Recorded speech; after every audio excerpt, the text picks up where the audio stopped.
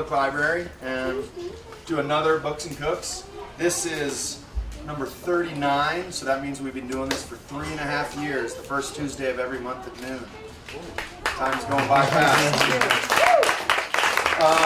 So we've got another person from the community here cooking with us. He's going to cook some from his bank of recipes in his head, but we brought some great books from upstairs in our cooking section that can give you some ideas and tricks and help from all the stuff he's going to give us. This is Louis. Louis has been in town for a while now. He makes all the ice cream over at La Cocina. His first year here making ice cream at La Cocina, he won the Chocolate Lovers Festival. And last year he also won the Mushroom Festival and making an ice cream, which was pretty exciting. The Mushroom Festival is going to be August 17th, Friday, right here. Louis will be back as the reigning champion. Yep, at noon. And then whoever wins that's going to do another cooking demo on Saturday, the 18th. Louis, how'd you get into ice cream? Well, I love ice cream. And bought myself a nice White Mountain ice cream maker quite a few years back and started churning a lot of it and noticed the difference in how my ice cream seemed to be better than everyone else's because I was making it at home the way I liked it. So it's definitely got a lot of advantages. The title for today's seminar is Homestyle Ice Cream. And what I'd like to do is, start off saying homemade ice cream. Why homemade ice cream? Breyer's, #1 selling ice cream maker in all of the United States, makes it just fine down there for $6. I can go buy it all day. Well, what I'd say is you get to control what's inside of your ice cream. If it's not Breyer's, if it's Dreyer's, you're going to get a whole bunch of emulsifiers and random things that aren't cream, milk, sugar, and eggs. You can also go, lower fat. You could also do yogurt. You can control your sugar for, let's say, xylitol, for anybody who knows what xylitol is or has any kind of a sugar issue. That's definitely something you should check out. It's a really awesome sugar. What I'd like to concentrate and focus on, though, today was something that normally you don't see in homestyle ice cream. You're going to make a banana or a chocolate or a vanilla or a strawberry. Why those top 3, the chocolate, vanilla, strawberry, is because they are the most popular. And that's what you're normally going to have. What I'd like to say is take your small, circle of what you're comfortable with and blow it up when it comes to food, especially when it comes to ice cream. And so I'm going to give you the 101 on how to put wine, or in this case today, mead, in your ice cream and make something with just a little bit of a tinge to the back of it where you can compare it with chocolate or strawberries or blueberries or what have you. And you can stack on top of there. I hope a lot of us have moved on from our classic kid way of looking at ice cream where I want the pink one or the one with a whole bunch of pretzels and chocolate and marshmallows and 15 other kind of candies or whatever you can find in there. And this is going to be a move back to showing you the 101 of cheese and with wine, with ice cream. And we're going to try to let you go home and say, I want something with this wine with, let's say, some sort of, was it coulis, I guess is what you call it, like a chunky ice cream topping sauce or something like that, and let you move forward from there. So let's go ahead and say today I'm going to make a mascarpone ice cream, and so I was going to put pine nuts directly in it, but that would be self-defeating to you stacking on the toppings that you feel like you want to pair with your cheese ice cream, sort of like you would a wine after a great meal. So we're going to do a mascarpone, and we're also going to do a Asian pear with a ginger, like slight ginger at the end, mead, and that's made from one of the local gentlemen who makes all the mead down at the farmer's market. So that's made right here in Colorado. And then we're also going to do classic mascarpone with a little bit of honey and some pine nuts. And with this mead, I'm going to garnish it with some candied ginger, and then a pear coulis I already made. And that's going to have this in there with also a little bit of sugar and pears. But right now we're going to start assembling it and start fashioning it all together and give you a little demo on cheese and wine. first. If you need any help, let me know. All right. So I've got these pre-weighed out. I wanted to make the base part of ice cream just to the point. I didn't think that everybody wanted to come here and watch me make a custard base. I know some of you probably don't know what a custard base is, but it's essentially the cream, milk, eggs, and sugar, all heated up, so that the eggs are sterile and everything else, and you make a nice, delicious custard. That would take a long time, and everyone would be bored watching me crack a whole lot of eggs. So skip that for you. But right now, I just took 1.5 quarts of base, which the cool thing about saying base is that you can make your base however you want. You want to make your base out of something crazy like coconut milk or almond milk or hemp milk or regular cow's milk, and you just don't want to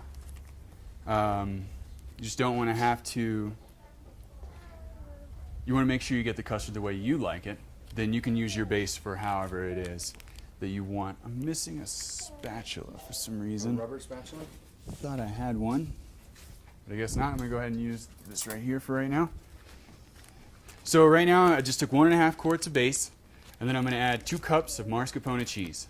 It's amazing how many compliments you'll get on something like a mascarpone ice cream or a wine ice cream at a party or some sort of potluck that you went to, because it's just something out of the ordinary, and it's really simple. So once you get your base made, the mascarpone is really all you're going to add to this, with a little bit of lemon zest, to add as well, and that's it. Other than the freezing process,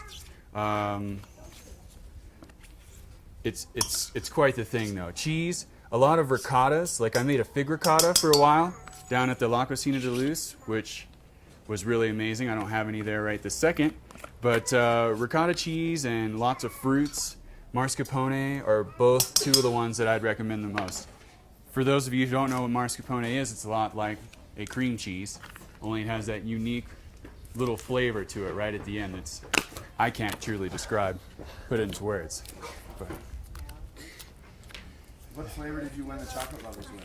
The chocolate lovers, I made a double dark chocolate with a spice, which we call Mexican chocolate. Yeah, Ibarra? Borrowed it. No, Ibarra chocolate? Ibarra chocolate. It was more We like... caught that. We What's caught that classic first chocolate drink that they found in those little clay pots. I think it's either Aztec or Mayan or whatever, and Yeah. it was sort of like a chocolatey drink. That's somewhat what it was modeled after. It had a little bit of a spice, and it had a little more sugar than what they put in it. But it was quite the thing. It was really, really good. When I was told we were going to do this, I kept thinking, what am I going to talk about? There's so much to talk about. You can go into, I do vegan ice creams. I do, sorbets. You can do coconut milk ice creams, hemp milk based stuff. There's so many ways to go about it that it was hard for me to make a decision. What I'd like to say is that what I've noticed is that a lot of higher end places always want to give you a sorbet with the end of your dinner, and it seems a little fancier, when you can do a cucumber melon sorbet or something. It's nice. It seems to really complement really nice food well. But what I'd like to say is that ice cream has every bit of potential to complement those foods and those nice foods, just like any of the rest of them. Give ice cream a chance at your next really nice meal. Let's see. The other day I made an ice cream with this, La Gitana, which is a Spanish wine. And I don't have any of that here today. We won't be doing any with it today. But the other day I made that, and in order to make it a little more Spanish, I threw in a little bit of cinnamon and some orange oil, or some orange zest and some lemon zest, and it turned out quite well. With the cinnamon in it, I think it could have been paired with most fruits. It could have been paired with seafood. It could have went a lot of different directions with that particular ice cream. So all I did here was mix in our mascarpone. And the reason I did that is because we're not going to heat it, so I want to make sure that most of it has a lot of time to just kind of, I don't say emulsify, but to get together with the rest of the custard there. All right, so This will be some tools for your home cooking, and this is some tips for your home cooking. Is this thing is going to be your very best friend. Every single time you mess up, this thing's gonna save you. this thing's going to Every single time somebody accidentally drops a whole vanilla pot in there, it's going to save you. Anytime your texture, since ice cream's going to be done under like 4 categories, and that's going to be, first, does it look good? Secondly, was there good ingredients in it? Like how quality was the stuff put in it? The texture of it, and how does it melt? So one of my first peanut butter ice creams I ever made, or I guess it was my 3rd batch or something that I made it out of, I used a whole bunch of powdered milk. And powdered milk, I always had a thing with it because it's powdered milk. Saying, let's face it, it has a great shelf life, but not great for food usually. I used a lot of that, and by the time I set my ice cream out to melt, because it was hard as a rock, because I had used way too much powdered milk, and I left it out to melt, and it literally was still in the exact same shape, and it was just standing firm. It never really hardly melted at all. So watch out for your powdered milk. But what was I gonna say? We got here this. All right. So we got their Asian pear here, and I've got 2 quarts of base, which, like I said, can be any base that you want. And I'm going to add 1 cup of this mead to it.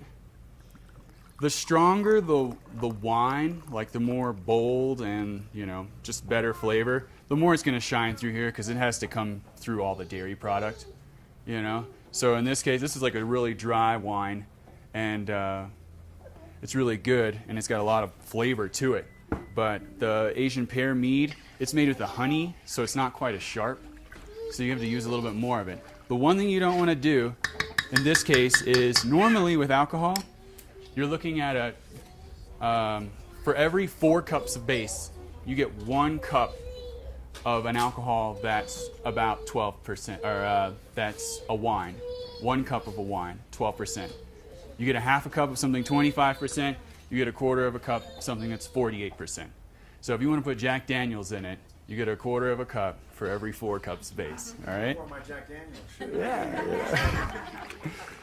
So in this case, since the alcohol is so low on this, we're not worried about the ice cream not freezing, but we are worried about adding more than a cup of that. We're going to get separation in our ice cream maker. You're going to end up with butter, little butter curds in all of it if you add too much water. So we got that there. That's our. That's that. This book here, he's talking about the basic custard. He keeps mentioning this homemade ice cream for dummies. Has a bunch of different basic recipes. It's got basic mix number 1, number 2, number 3. So a basic mix in this book: 1 1/4 cups of sugar, 3 cups heavy cream, 3 cups of light cream. You can do an egg-based one, right? These all are? There's an egg-based, and then there's, which is custard-based, and there's a Philadelphia-based. What I'd say is the easiest way to explain it to somebody who doesn't know quite exactly what that means is French vanilla. You know how it's a little yellow when it comes in the little cartons, and then regular vanilla is white? What makes it yellow is the egg yolk in that. And it's going to hold a little better together. Sometimes it'll help you stabilize your recipe, if it's just not working with the Philadelphia style, you can add a whole bunch of egg yolks, and sometimes it'll give it just enough sticky hold to hold the rest of it together without it wanting to separate. I'm going to zest this lemon while we're doing this real quick. Let's see. What was I saying? To hold.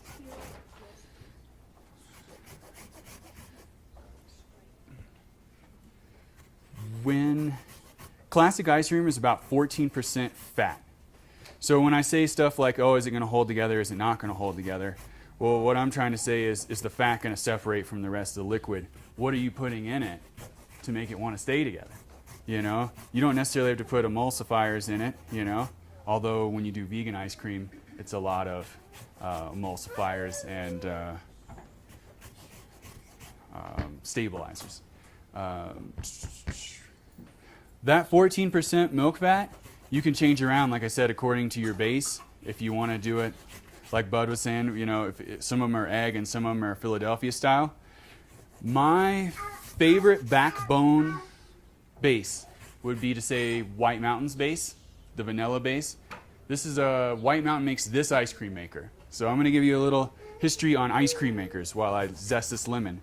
So in 1849, a lady named Nancy Johnson invented the first ever Ice cream machine.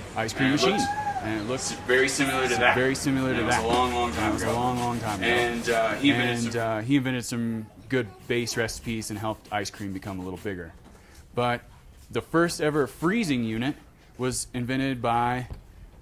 basically patented by Emery Thompson, who now runs Emery Thompson, the ice cream machine place. So they're going to do all your big commercial ice cream machines. The smallest one you can get is 6 quarts. All right, this machine is 6 quarts. That one has an inner cooling mechanism, you know, and which is nice, so you don't have to use the ice and everything else. But it's also vertical. It's nice. You know, you just plug it in, it goes, it's really quiet. But it's about $5,500. This one, $200. 6 quarts. The difference, 5 minutes. Mine will take 5 minutes longer with this machine than it will with that $5,000. So $5,000. That's a compressor, I guess. Yeah, it makes it a little nicer, and you know, anyone who's ever worked with these knows that the salt water is all over the place, and it makes a lot of noise, and you know, some of you probably remember hand churning it, you know, to keep it from making so much noise. But let's see, I'm gonna add probably half, 3/4 of this zested lemon here into this mascarpone. The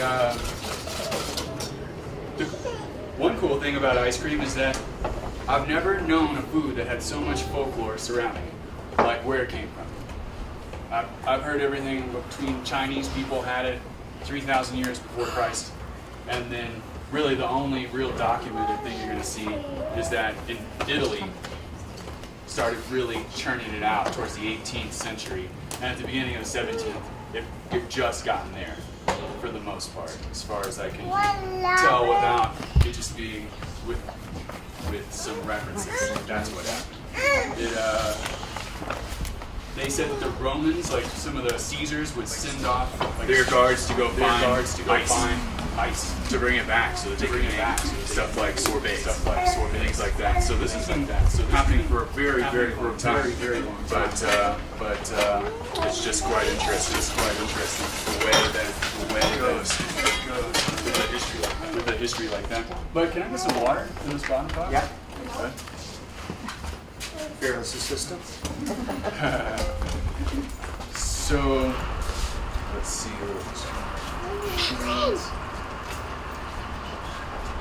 So who here has an ice cream machine? All right. We have a little plastic ball we throw around the campfire. Yeah? Let's see if this is It's pretty good. Takes a long time.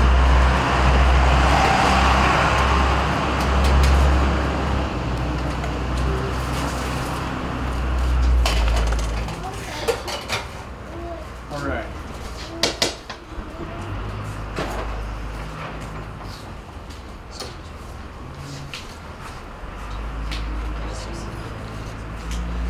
All right.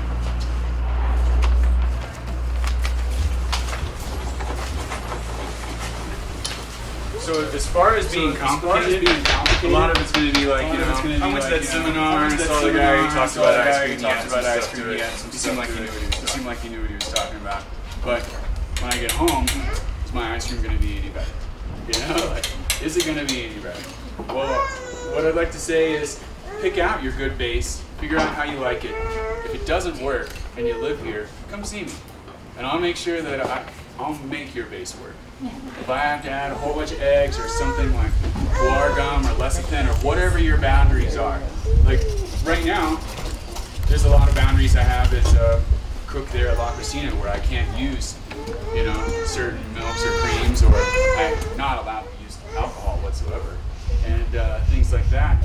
But when you're those parameters have changed a couple of times since I started working there, which is a cool thing because maybe I like the, maybe I didn't go to college for exactly just to do ice cream, but I certainly know when you say you have these ingredients and you need to make this ice cream, it needs to happen now, I can do that.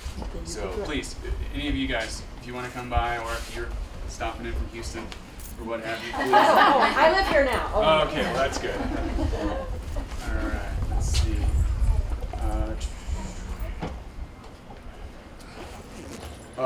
One thing I did notice the other day when I was making some ice cream is that I had a little human helping me out a lot, and I realized that they knew how to measure all their stuff and whatever, milk and cream and what have you. And it occurred to me that there's no sharp anything in ice cream making usually. So if you guys have kids at home and you have an ice cream maker, please bring it out and let them, try their magic. Definitely believe in their creativeness as kids, because they definitely know what they're doing. All right. So the two things I would tell you about fruits and nuts. If you're gonna make mango or anything, make sure you always macerate everything you have. In other words, put a whole bunch of sugar on it, let it sit overnight, and then put it in the strainer to get all the liquid out. Obviously, you don't want all that liquid, even though it tastes delicious. You can use all that liquid for popsicles or whatever else you decide to make with a sugary sweet fruit liquid. Always do that because you don't want your ice cream to turn all watery and crystalline. It's always a game of, it's basically just a game of water and fat. Can you get them to stick together, and will you get the texture you want at the end? Make sure you macerate when you can. The one thing you definitely have to do is all nuts, like these pine nuts, toast them. Always toast all of your nuts. If you don't toast them and you put them in your ice cream, what happens is it freezes and all that milk, I guess, just kind of sits in there and it becomes this really chalky, kind of gross, really unpleasant texture. So, please, when you make this recipe, if you're like, I'm going to make the mascarpone ice cream, and then I'm going to put some pine nuts on it, put it in my freezer, please toast those pine nuts. If not, if you put it in your freezer, you will be in for a very harsh surprise there, not unpleasant. So right now, I'm just heating up a little bit of this lemon zest and this, what's going to be the Asian pear mead ice cream. And I'm just going to strain it back out using your handy dandy strainer. Oh, this thing is so awesome. And other than that, this mascarpone is pretty much done. All we need to do is freeze it. So simple. And like I said, since I'm trying to not make you watch me do a base, I made sure that I did everything yesterday. So when this is all over, I promise you we're going to have some mascarpone ice cream. We're going to eat a lot of this lovely chocolate and fruit. And we're also going to have some of this Asian pear ice cream. And, who knows, maybe your next wine and cheese party, you'll be busting this out. But that is pretty much done there. We're just going to use our handy strainer, put it back into our original custard.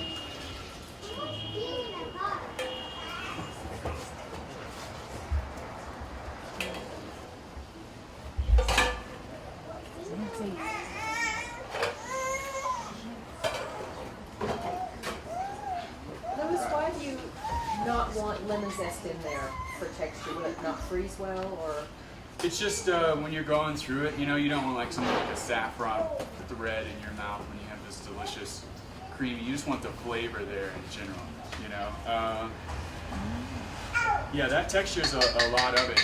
It has a lot to do with what you mix into it too. Like let's say, let's go with. Trying to think of something that's going to have an unpleasant texture in your ice cream. Yeah, when you go to think about mix-ins, think about how it's going to feel on your tongue with everything else. And then that lemon zest would just kind of it would be just enough to bother you. Sometimes it tastes gritty rather than texture. Sometimes mango has a sort of stringy kind of flavor. Oh yeah. Well, so have you ever had the mango ice cream in La Cocina? No, but I have had my own. Oh, there you go. Well, the mango sorbets, I think those are just so easy and delicious, straight to the point. The one thing that mango ice cream does is if you can take a whole bunch of mangoes and use your base, you just blend them in a blender until there's just nothing, so you can't get anything left out of it, you know, to add any more milk to it. Use your handy strainer and just push it through. Normally I'll have a ladle, which actually I have right here. And if that custard, like let's say there's a whole bunch of particulate in there, matter, like the mango, once you blend it, you're just gonna push it through the bottom of that strainer, and you'll get most all your flavor out of it without sacrificing much. And then take the juice that you macerated it with and boil it into a syrup. Because your first part is gonna be your color and your texture. That's what the mangoes are really gonna be, because without the sugar and without the syrup, they don't have much of a flavor. And once you separate the two, you're kind of working against it. So in order to keep most of your mango, push through the screen. Then put it out on a thing and boil all the water off until it's a syrup. That's going to be, you know, simple syrup is something you're going to use in most ice creams in one form or another, or a syrup, fruit syrup of some sort, depending on how you want to flavor. Why don't you use a double boiler with 2 grams when you heat that up? Use a double boiler here to not scald your milk and to just make it a little more forgiving for you in case, you know, your mom calls. This is also the other most important thing, a wooden spoon. Who would have thought? I didn't know that until I started making ice cream. But this is great for just mixing on the stove and not worrying about scratching metal on metal or anything in your ice cream. But best of all, it doesn't duct heat. So when you go to remove your ice cream from your ice cream maker here, you are going to use this metal. You're going to use this wooden spoon to make sure that it's not just melting all over the place as you're trying to pull it back out. Really key there. So, last thing would be home style ice cream maker. Like I said, White Mountain is my favorite. There's some smaller ones. We even have it's very similar, only very small, right here. Cuisinart and a whole bunch of other guys will make some hand-done stuff. They all kind of function a little differently. Learn your ice cream maker, you know. I recommend this for anybody who has a family at all. If there's 3 people that you're regularly going to entertain, use this one. Make 6 quarts. You're going to be able to save some for tomorrow. It's not a 2-quart machine where you end up making ice cream every single night. You know, 1 quart at a time. So, just going to go through this. For anyone who doesn't know, this is your dasher blades. These are wooden. This is the part in the middle. It's going to spin as well. That's what's going to spin when this thing is on.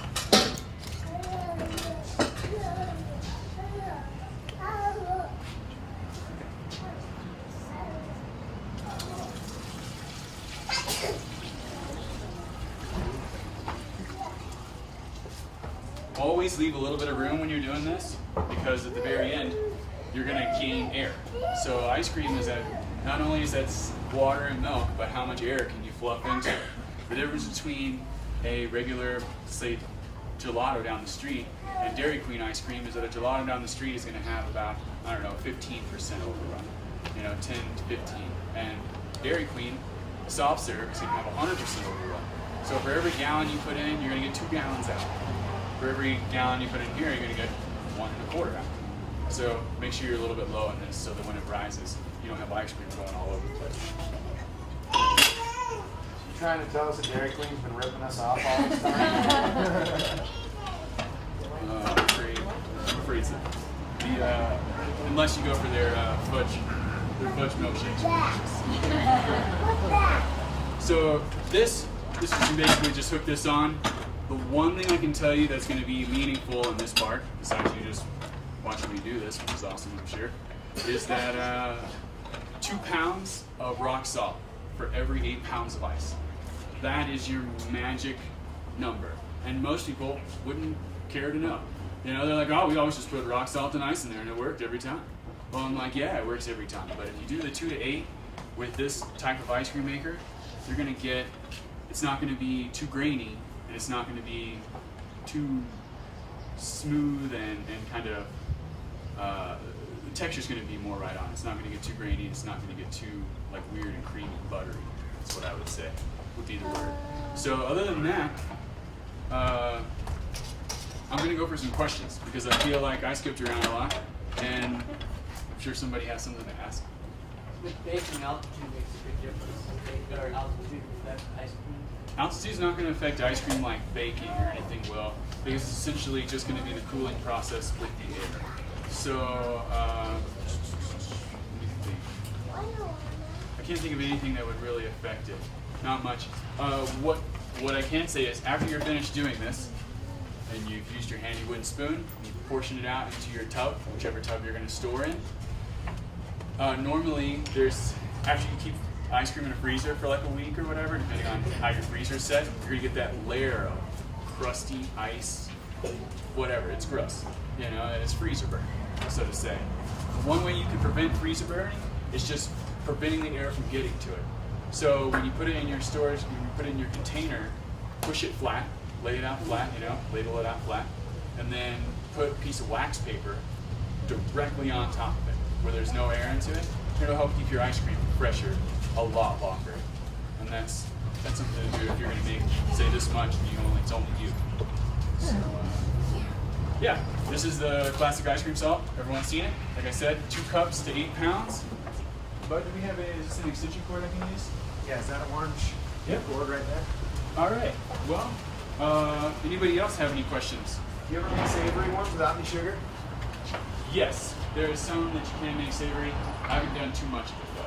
I'll be honest. Like you've probably done as much savory as I have. Somebody brought in a whole bunch of rosemary the other day, and I was like, I'm gonna do something with this rosemary. What are we gonna do with it?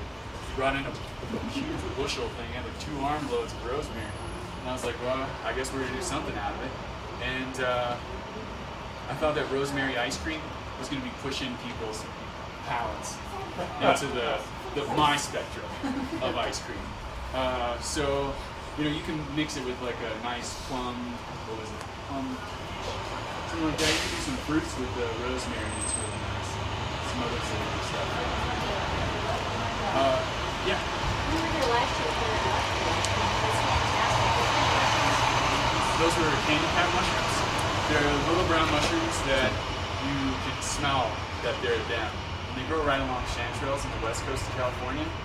I did a chanterelle caramel sauce too. The chanterelles here have more of an apricot flavor as opposed to the mushroomy flavor, but they're way smaller. So in California, you get a chanterelle like that. Here, you get the biggest I've ever seen. And it turned out really nice. Chanterelles are really fruity and delicious, and the candy caps, you can buy those off the internet if you don't want to go to California and pick them yourself. And they have a natural maple scent up top, but they don't have the sweetness. So the moment you add sugar to it, it just turns into something that tastes almost identical to maple syrup. And that's why when we did the seminar here last year, after I won the Mushroom Fest, we did a simple syrup with candy caps. We actually made a chanterelle egg breakfast here and mojitos. So we had mushroom mojitos. And that was it made it a lot more fun, for sure. Anybody else? How long is this going to take when you plug it in? When I plug this in, this is going to take about 15 to 20 minutes. And that's not bad, within the first 10, it's going to melt down to here, and then I'm going to add some more ice and a little more salt. And then after that, 5 to 7 minutes later, you'll hear this engine start to just not be able to crank anymore. And that's when you know that that's done. Did you have a question, bud? What's up?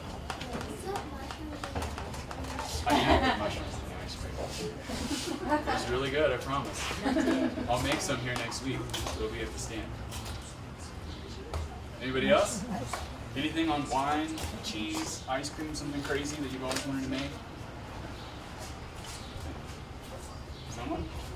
Where are they at? Over here? front. Yeah? No? All right. Well, I appreciate you showing up, and I've got some ice cream in the freezer back here. I'm going to plug this in. It's going to make some noise, and we're going to serve you up all some ice cream with some good toppings. All right. Thank you so much for having me.